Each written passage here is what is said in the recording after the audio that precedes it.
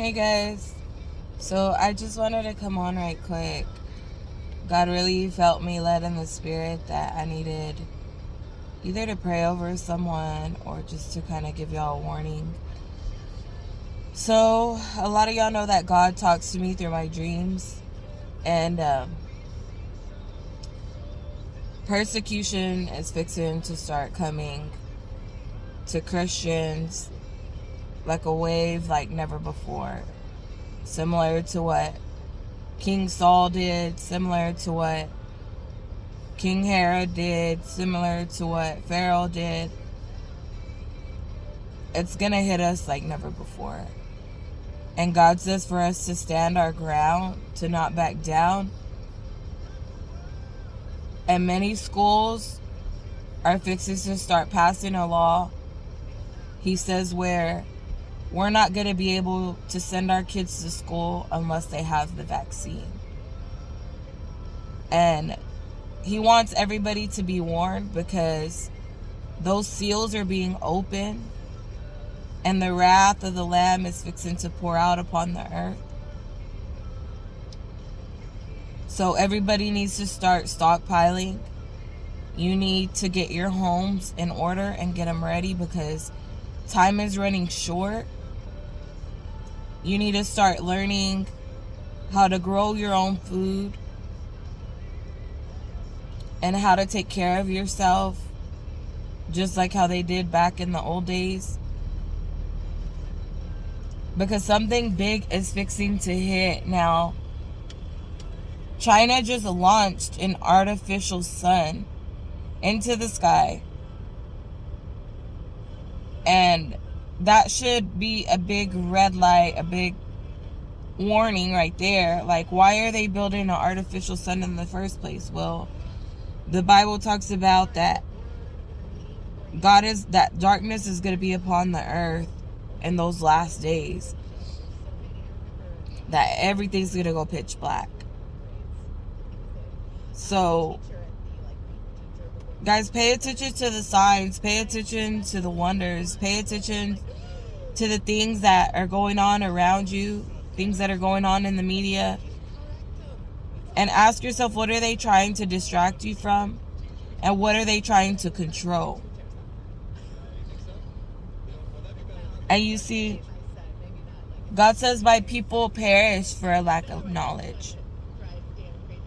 That a while back I had prophesied over.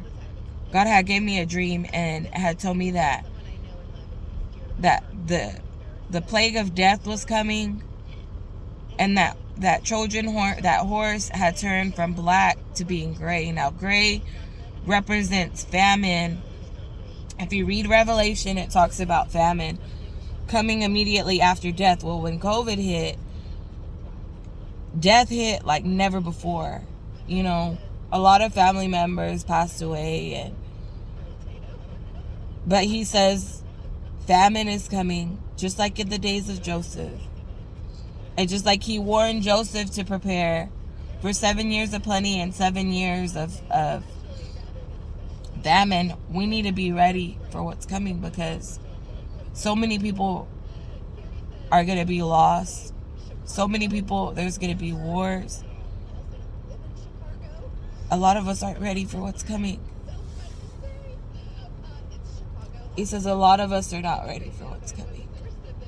He says many are going to die from hunger.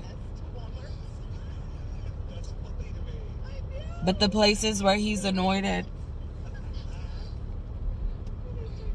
he says he'll put his mark upon those that choose to follow him and trust in him. But that still does not make us exempt. We still have to prepare. Whether it's today, it starts tomorrow, there's going to be another lockdown. But this time, he says they're going to start pulling people out of their houses. And they're going to start persecuting Christians.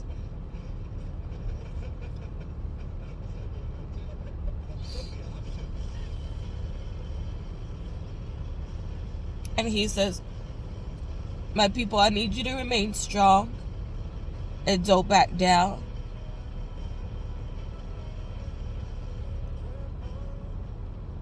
This thing that's running rampant across the earth, he says, do not fear, for I am with you.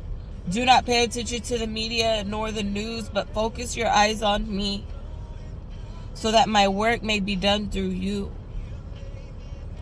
Guys, those urges you feel to talk to somebody, those urges you feel where out of nowhere somebody comes into your mind for a certain reason, call them up, because that's God's way of nudging you, telling you, hey, I need you to talk to them. I need you to tell them that I love them.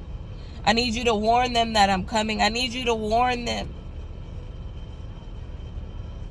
Time is running short.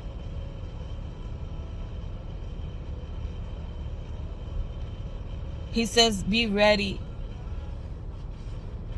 Be ready for what's coming.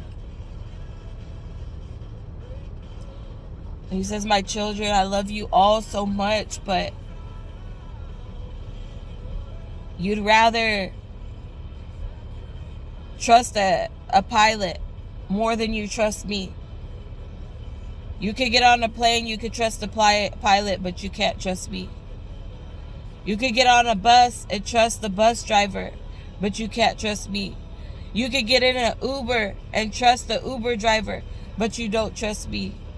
You could send your kids to school and trust the teacher, but you don't trust me. He says, trust me that I'll take care of you and your family.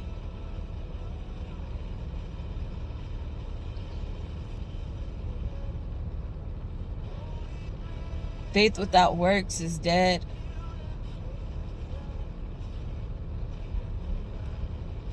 And I know there's a scripture in the Bible that it says, I believe if I quoted it right, correct me if I'm wrong, but it says that if you don't have faith, that we're in disobedience and rebellion.